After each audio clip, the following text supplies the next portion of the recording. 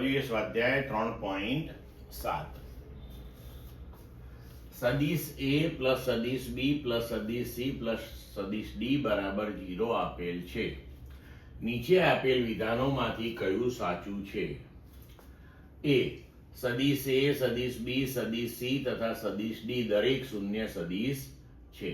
b સદિશ a plus સદિશ c નું મૂલ્ય સદિશ b પ્લસ સદિશ d ના મૂલ્ય જેટલું છે. c સદિશ a નું માન સદિશ b સદિશ c તથા સદિશ d ના માનના સરવાળાથી ક્યારેય વધારે ન હોઈ શકે. d જો a અને d એક રેખસ્થ ન હોય તો સદિશ b વત્તા સદિશ c સદિશ a અને સદિશ d વડે બનતા સમતલમાં હશે, અને જો a અને d એક રેખસ્થ હોય તો તે a અને d ની રેખામાં હશે.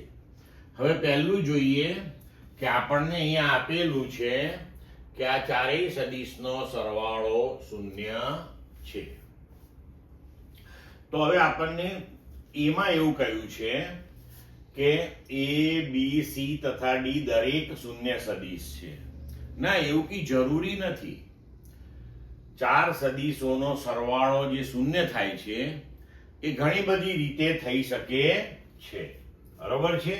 એટલે પહેલું વિધાન જે છે એ સાચું નથી.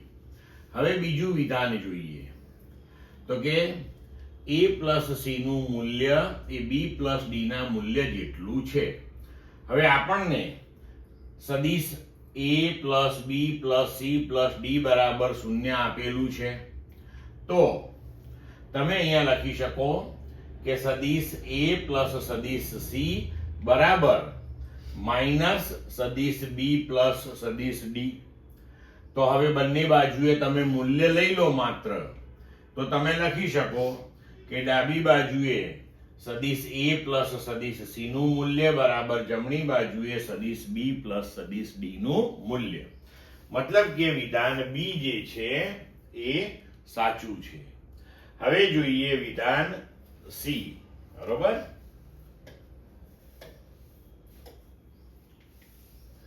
કે a નું માન b c તથા d ના માનના સરવાળાથી ક્યારેય વધારે ન હોઈ શકે. સાચું છે, કારણ કે a plus b plus c plus d બરાબર જો શૂન્ય હોય તો આપણે લખી શકીએ કે સદિશ a બરાબર માઇનસ ઇન્ટુ સદિશ b plus c plus d. હવે જો બંને બાજુ આપણે મૂલ્ય લઈએ તો સદિશ a નું મૂલ્ય બરાબર સદિશ b વત્તા સદિશ c વત્તા સદિશ d નું મૂલ્ય થાય. એટલે કે c વિધાન સાચું છે. હવે d જોઈએ. જો a અને d એક રેખસ્થ ન હોય તો b વત્તા c એ a અને d વડે બનતા સમતલમાં હશે. હા, સાચું છે. અહીં સુધી આપણે પહેલા અટકીએ. કારણ કે જો ચારે ચાર સદિશ સમતલસ્થ ન હોય તો ક્યારેય શૂન્ય એમનો સરવાળો થાય નહીં. હવે જો a અને d એક રેખસ્થ હોય તો તે a અને d ની રેખામાં હશે.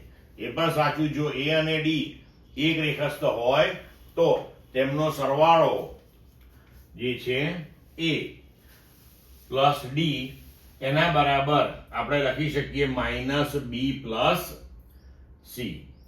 તો જો a અને d એક રેખસ્થ હોય તો સ્વાભાવિક છે કે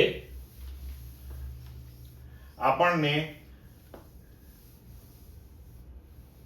a અને d એક રેખસ્થ હોય તો b અને c એ એની રેખામાં જ આવવા જોઈએ, કારણ કે a અને d જો એક રેખસ્થ હોય તો તેમનો સરવાળો પણ a અથવા d ની રેખામાં જ આવશે.